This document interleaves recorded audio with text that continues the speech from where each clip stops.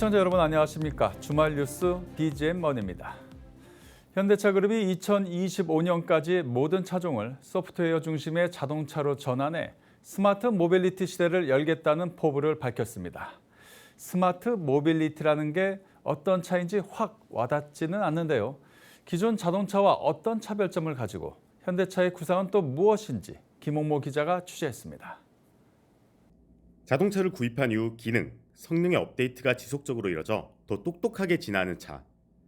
자율주행 기술을 탑재함과 더불어 스마트폰 생태계와 연결되어 탑승자의 의도를 파악하고 움직이는 차. 현대차그룹이 미래 모빌리티 전환 과정 속에서 소프트웨어 중심의 자동차를 통해 패러다임 전환에 주역을 꾀합니다.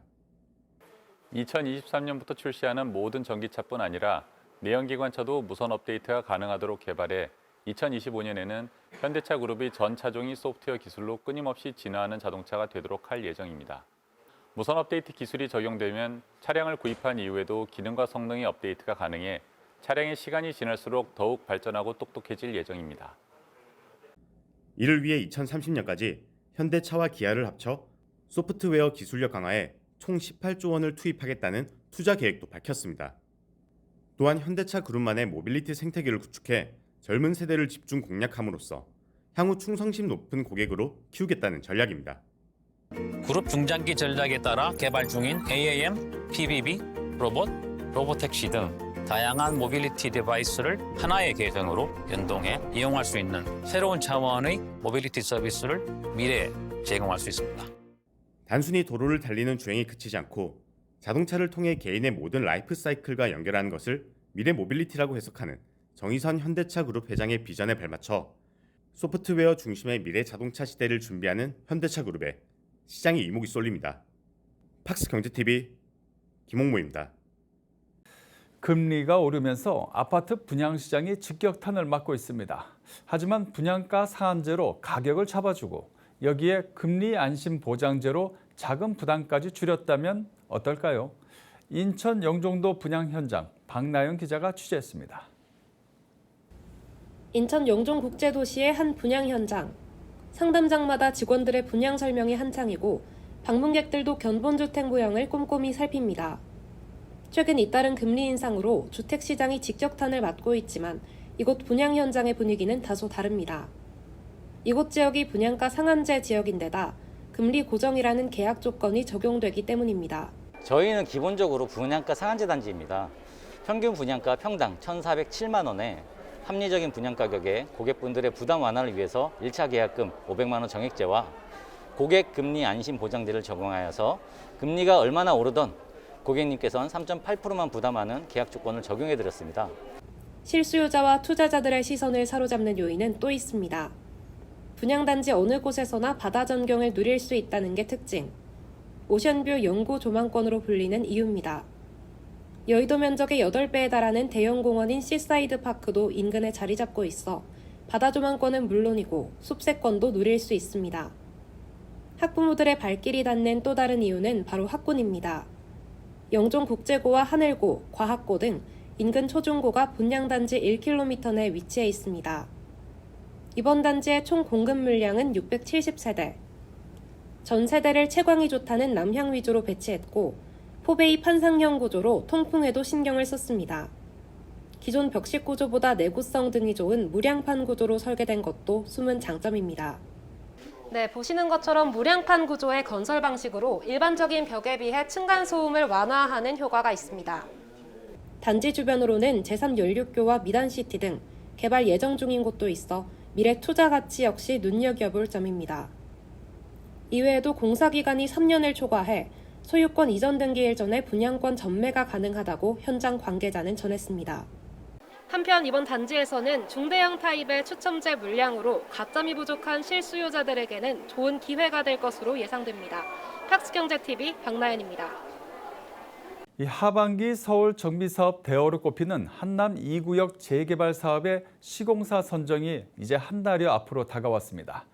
이 치열한 경쟁을 벌이고 있는 대우건설과 롯데건설은 호텔급 설계와 금융비용 지원을 내세우며 조합원 표심 잡기에 한창입니다. 과연 최종 승자는 누가 될까요? 이정헌 기자가 보도합니다.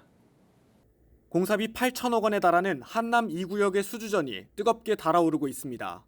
시공사로 참여한 대우건설과 롯데건설이 차별화 설계는 물론 분담금 100% 입주 4년 후 납부, 이주비 10억 원 등 파격적인 금융비용 지원을 앞세운 역대급 제안으로 경쟁이 한층 치열해지고 있는 겁니다.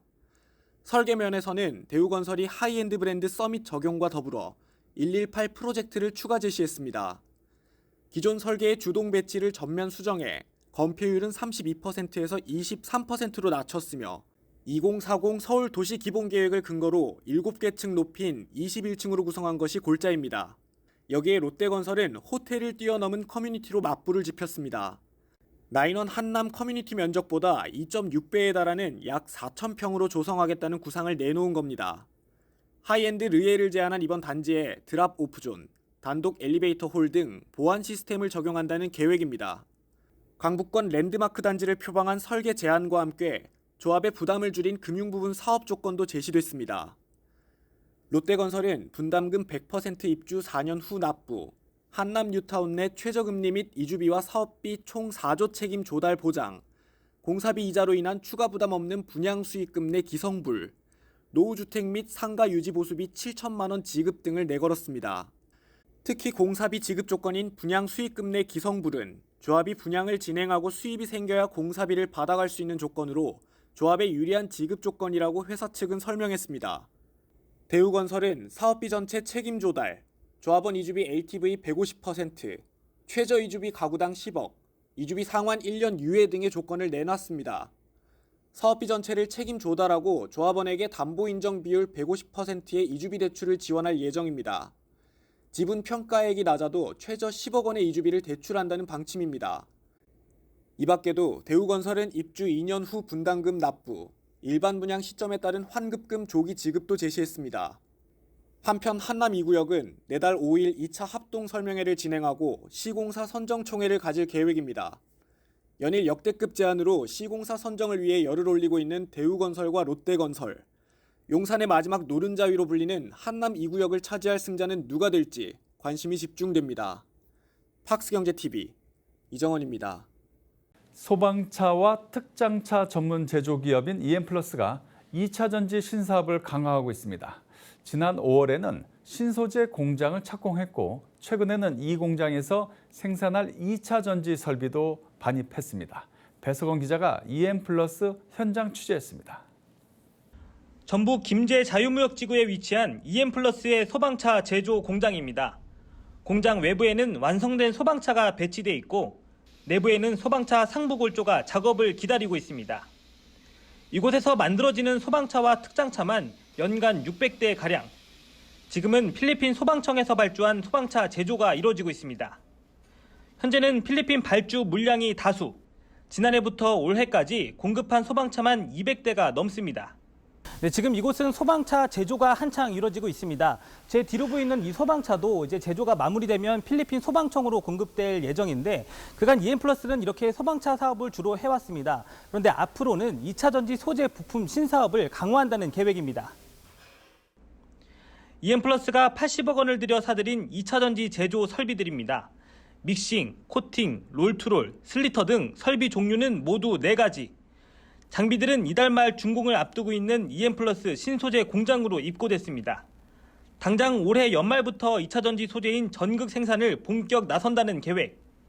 지난 5월 착공한 신소재 공장을 비롯해 생산 설비까지 확보하면서 양산을 코앞에 두고 있습니다.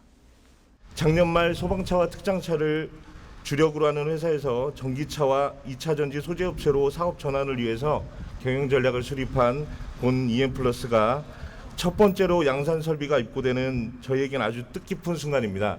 설비 입고 전부터 2차 전지 벤처기업인 그리너지와 이미 200억 원대 공급 계약도 체결한 상태.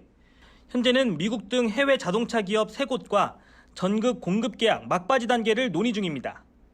결과는 매출 증대로 나타날 것이라는 게 EM플러스의 포부입니다. 소방차 부분이 한 400에서 500억, 그리고 2차 전지 쪽에는 400에서 500억. 그래서 거의 처음으로 한 1000억 정도를 달성할 수 있도록 그렇게 준비를 하고 있습니다. 그래서 저희 같은 경우는 아마 내년 하반기 정도에 영업이익이 흑자로 돌아서고 그 다음 해부터는 본격적인 영업이 계속 증가할 거고. 회사는 올 연말까지 350억 원 자금 조달을 추진하고 있습니다. 자금 조달이 정상적으로 이루어지면 내년 초쯤 2차 전지 제조 설비를 추가로 확보한다는 구상입니다. 팍스경제TV 배석원입니다. 네, 리포트 보셨습니다. 이 스튜디오에 전북 김제에 가서 EM플러스를 취재하고 온 배석원 기자 나와 있습니다. 배 기자, 지금 EM플러스 리포트를 보면 이 핵심이 이 80억 원을 투자해서 2차 전지 설비를 들여왔다. 이 이야기죠? 네, 맞습니다. EM플러스는 소부장 기업입니다. CNT와 그래핀과 같은 2차 전지 소재도 공급을 하고요. 이 소재를 활용해서 전극이라는 부품도 만드는 겁니다. 그러니까 이번에 들여온 설비는 전극을 만드는 설비가 되는 겁니다. 이 전극 생산 과정에 대해서 간단하게 좀 설명을 드리면 믹싱, 코팅, 롤투롤, 슬리터 등의 설비를 이용해서 CNT 원재료를 액상으로 만들고 이후에 다시 고체화시켜서 최종적으로는 김밥처럼 말려있는 2차 전지 전극으로 완성을 시키는 겁니다. 회사 측은 연간 5만 대의 전기차에 들어가는 양을 생산할 수 있다고 밝혔습니다. 그리고 설비에는 80억을 투자했지만 이 설비가 들어가는 신소재 공장도 이달 말 준공을 앞두고 있거든요. 이 공장에도 70억 원이 넘는 금액이 투입됐습니다. 지금 이제 몇십억 계속 이야기를 하고 있는데 이게 뭉치면 이제 수백억이 될 겁니다. 자, 그렇다면 이제 2차 전지 소재를 지금 하고 있는 이런 회사들, 우리 EM플러스 말고도 기존에 많이 있지 않습니까? 우리나라에서 또 강점을 또 가지고 있는데, 그러면은 EM플러스만의 이제 장점이라 해야 될까요? 어떤 차별점, 어떤 게 있습니까? 네, EM플러스가 말하는 차별점은 고객 맞춤형 공급이 가능하다는 점입니다. 이게 어떤 이야기냐면 EM플러스가 전극을 생산하는데 이 전극에도 양극 전극이 있고 음극 전극이 있습니다. 또 도전제라는 제품도 공급을 하고 있는데요. 도전제는 양극과 음극 사이에서 전자이동을 촉진하는 일종의 첨가제 제품입니다. 이 제품도 양극 도전제가 있고요. 음극 도전제가 있습니다.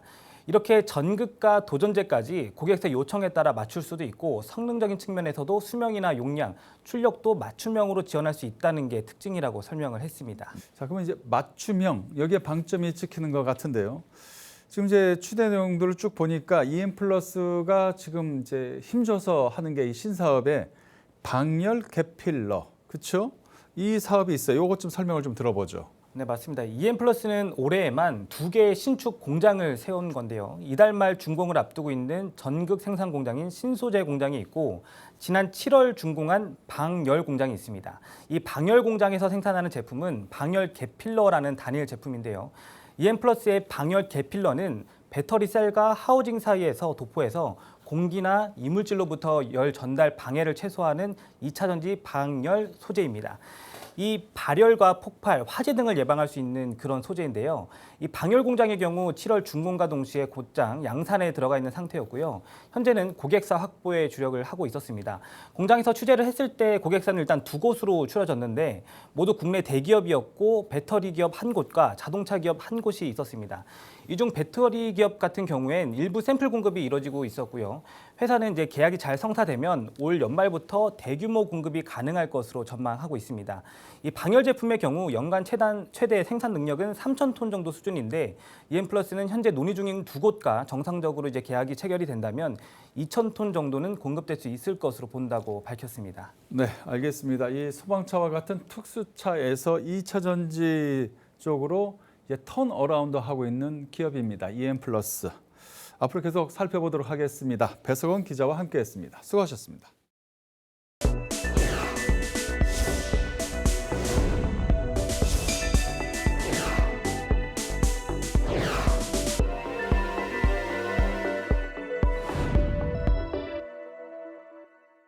남성 암 질환 중 발병률과 사망률이 무섭게 증가하고 있는 질병이 혹시 무엇인지 아십니까? 바로 전립선암입니다. 미국에서는 발병률 1위, 사망률 2위고요. 한국에서도 전체 암 중 5위에서 4위로 빠르게 퍼지고 있습니다. 이 전립선암을 방사성으로 정확하게 진단하고 치료할 수 있는 길이 열리고 있습니다. 이 퓨처캠 지대윤 대표를 김효선 기자가 만나 자세히 들어봤습니다. 방사성 동위원소를 통해 2008년 파킨슨 진단제를 개발, 이후 치매 진단과 전립선암 진단 치료제를 개발하고 있는 기업 퓨처캠. 특히 전립선암 시장에서는 5년 안에 국내 매출 200억 이상을 목표하고 있습니다. 방사성 의약품 1등 국가를 목표하는 지대훈 대표의 계획 살펴봤습니다. 지금 비뇨의학과에서 전립선암은 굉장히 중요한 항목으로 또 올라가는데 진단이 지금까지 정확하게 되지 않았습니다. 물론 혈액으로 PSA라는 것을 측정하는 방법은 있지만은 그 PSA가 들쑥날쑥하고 정확한 결과를 주지 못했습니다. 최근에 플로빅토라는 것이 노바티스에서 개발되었는데 식약처에서 6개월도 안 돼서 승인을 해줬습니다. 한국 식약처도 지금 임시로 사용할 수 있게끔 환자들이 죽어가고 있으니까 사용 허가를 저희 제품을 해줬습니다. 비록 일상밖에 안 끝났는데도 그 결과가 너무 좋아서 해줬습니다. 그래서 저희들이 작은 자본으로 할 수 있는 것부터 하고 그 다음에 다른 암으로 넘어가서 지속적인 진단제를 개발하는 것이 회사의 목표입니다. 새로 나온 신약 중에서 플로빅토라는 것이 저희의 경쟁 제품입니다.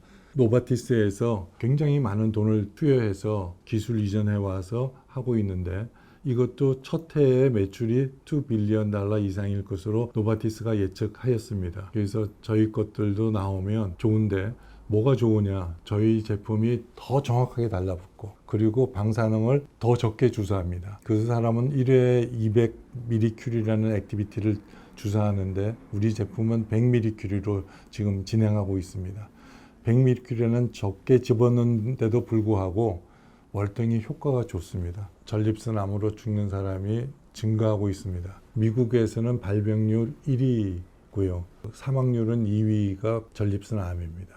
한국에는 얼마 전에 5위였다가 지금 4위로 올라와서 전체 암 중에 4위입니다.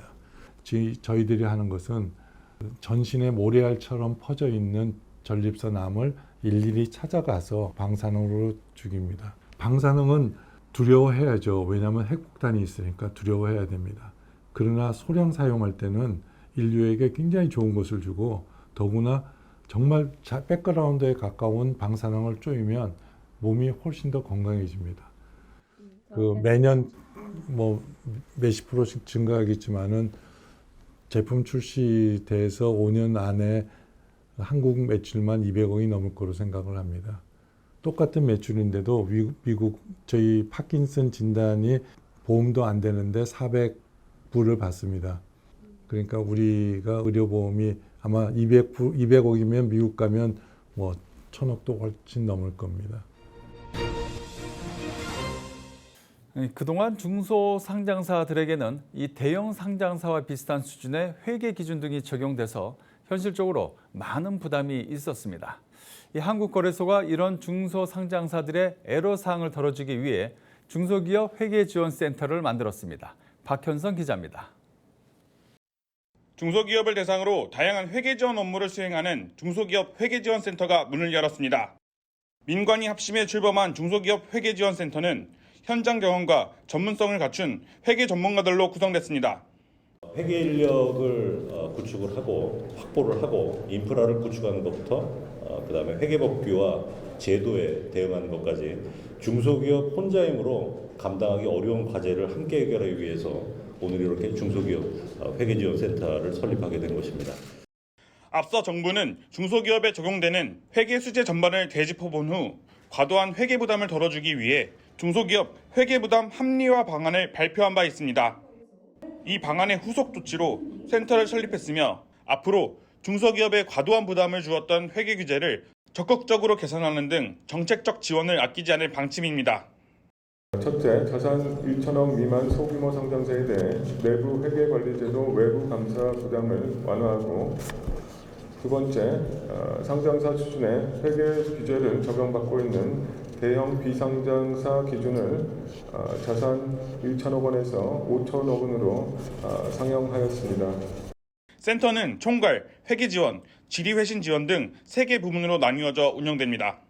회계 기준의 해석과 적용에 관한 지리서 작성, 재무제표 작성 컨설팅 등 실무적인 도움을 제공하게 됩니다. 또 회계 정보를 통합한 온라인 플랫폼을 구축시킬 예정입니다. 이를 통해 한국공인 회계사회와 회계기준원 등에 분산되어 있는 실무 자료를 보다 쉽게 검색할 수 있게 됩니다. 아울러 중소상장기업을 대상으로 포괄적이고 전문적인 회계상담 서비스를 제공하고 기업의 회계 역량 강화 교육을 실시할 예정입니다. 정부 차원에서도 중소기업의 회계제도 적용에 대한 배려를 약속한 만큼 중소기업 회계지원센터를 찾는 중소기업들의 발걸음이 이어질 것으로 기대됩니다. 박스경제TV 박현성입니다. 르노코리아의 새 출발에 맞춰 루카데메오 르노그룹 회장이 한국을 찾아 대규모 투자 의사를 밝혔습니다. 김홍모 기자가 보도합니다. 르노그룹을 이끌고 있는 루카 데메오 회장이 8년 만에 한국을 찾았습니다. 기자들과 만난 자리에서 데메오 회장은 향후 6년 동안 한국의 연구개발 분야를 중심으로 약 1조 원의 대규모 투자를 예고했습니다. 또한 길리그룹과 함께 2024년 출시 예정으로 준비하고 있는 볼보의 CMA 플랫폼 기반 D 세그먼트 하이브리드 차량에 관해 르노코리아의 부산 공장을 D 세그먼트 차량의 핵심 수출 기지로 삼겠다고 밝혔습니다. 중국의 길리그룹은 올해 르노코리아의 지분 34%를 인수해 2대 주주에 오른 바 있습니다. 데메오 회장은 한국이 중대형 차량의 핵심 수출 기지가 되려면 부산 공장의 수행 능력과 여건이 확보돼야 한다고 강조하며 하이브리드 모델 외 신차 생산 계획에 대한 가능성도 언급했습니다.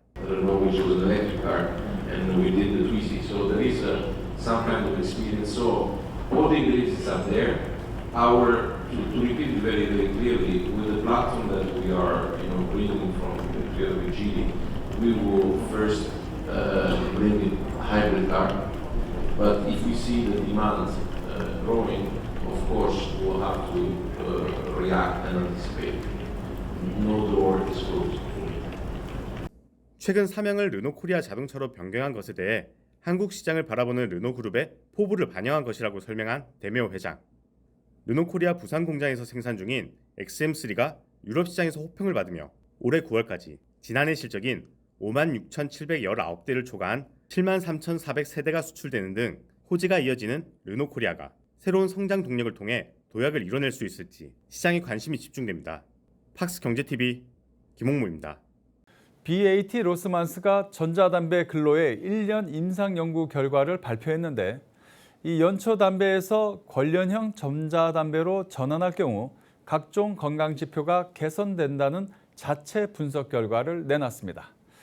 그래도 담배인데 덜 해롭다? 과연 여러분들은 어떻게 생각하시나요? 박주영 기자입니다. BAT 로스만스가 연초 담배 대신 관련형 전자담배를 피는 사람이 담배와 관련된 질병 발생률이 낮게 나타날 수 있다고 주장했습니다.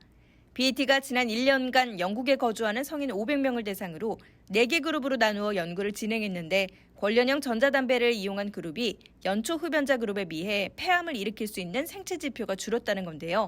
예를 들어 NNN이라고 불리는 발암물질은 담배를 끊은 집단에서 1년 후 50% 감소하는데 관련형 담배로 전환한 집단의 경우 20% 줄어든 것으로 나타났습니다. 이어 심혈관 질환 발병이 감소했고 고밀도 지담배 콜레스테롤이 지속적으로 개선됐다고 밝혔습니다. What made this possible is the significant reductions in the exposure to harmful and potentially harmful chemicals, the priority toxicants as laid out by the World Health Organization. 이와 관련해 BAT는 관련형 전자담배 흡입 시 나오는 에어로졸에 포함된 독성이 일반 연초담배 연기와 비교해 90에서 95% 적기 때문이라고 밝혔는데요. 김은지 BAT 로스만스 대표는 성인 흡연자에게 유해성이 적은 대체품을 제공하고 2030년까지 비연소 제품군 소비자 5천만 명을 달성하겠다는 목표를 내세웠습니다.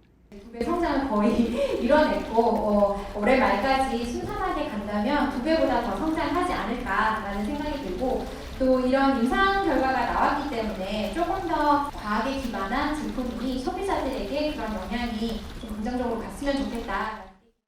하지만 일각에서는 전자담배의 유해성에 대한 객관적인 지표가 없다며 여전히 건강을 위해서는 금연이 필요하다는 주장이 강합니다.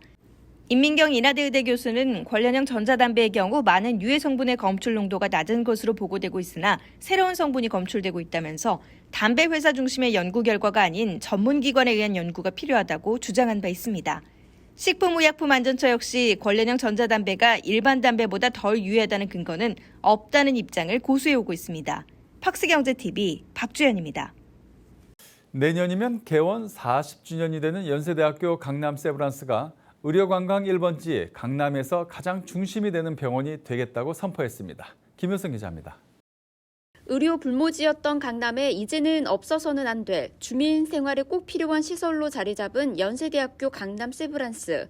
병원은 개원 이후 아낌없는 선도적 투자로 최신 의료 장비를 구입하는 등 최첨단 의료 서비스를 제공하며 강남의 중심 병원으로 성장했습니다. 특히 개원 40주년을 맞는 내년에 새 병원 건립을 본격화해 명실상부한 강남의 새로운 명소로 자리 잡겠다는 포부를 밝혔는데요. 중증 질환들 고난도 수술을 할 수 있는 병원으로 자리매김을 하려고 하고 있고요. 여러 가지 수익성이나 이런 것도 당연히 검토를 해서 그 분야의 인력, 시설, 장비 등을 지원을 해서 미래형 스마트 병원으로 발돋움하려고 계획을 하고 있습니다. 2029년 완공 목표인 약 6만 5천여 평 규모의 새 병원 건립 사업은 초고난도의 공정으로 병원 운영 중단 없이 단계적 프로젝트로 진행됩니다. 병원은 현재 0단계에서 2단계까지 단계적 계획을 수립했으며 가장 먼저 0단계로 주차장 확보를 통한 병원 이용객들의 불편함을 해소하고 주차 편의를 제공해 원활한 진료 서비스를 제공한다는 계획입니다. 더불어 연구 중심 병원으로서의 시설 확충, 의료진의 역량을 강화할 수 있는 지원에도 힘을 보탠다는 계획인데요. 특히 시시각각 빠르게 변화되는 의료 환경에 능동적이고 적극적인 대응을 위한 책임 경영제를 더욱 고도화해 미래지향적 병원으로 발전시켜 가겠다는 보관입니다. 기존보다 훨씬 더 생산성 있는 시스템으로 갈 거라고 믿고 있고요. 의료원 체계에서 볼 때도 경쟁적인 그런 시너지 효과가 날 거라고 이렇게 생각을 하고 있습니다. 송 원장은 특히 새 병원을 통해 더욱 다양해질 미래 팬데믹 상황을 대비하는 한편 진보한 정보통신기술, 인공지능이 이상적인 조화를 이뤄 최고 그 이상의 가치를 창출하는 탄탄한 병원으로 발전시켜 나가겠다고 다짐했습니다. 팍스경제TV 김효선입니다. 이상으로 BGM 머니를 마칩니다. 다음 주에도 이 기자들이 발로 뛰는 생생한 현장의 모습 우리 시청자 여러분께 전해드리겠습니다. 고맙습니다.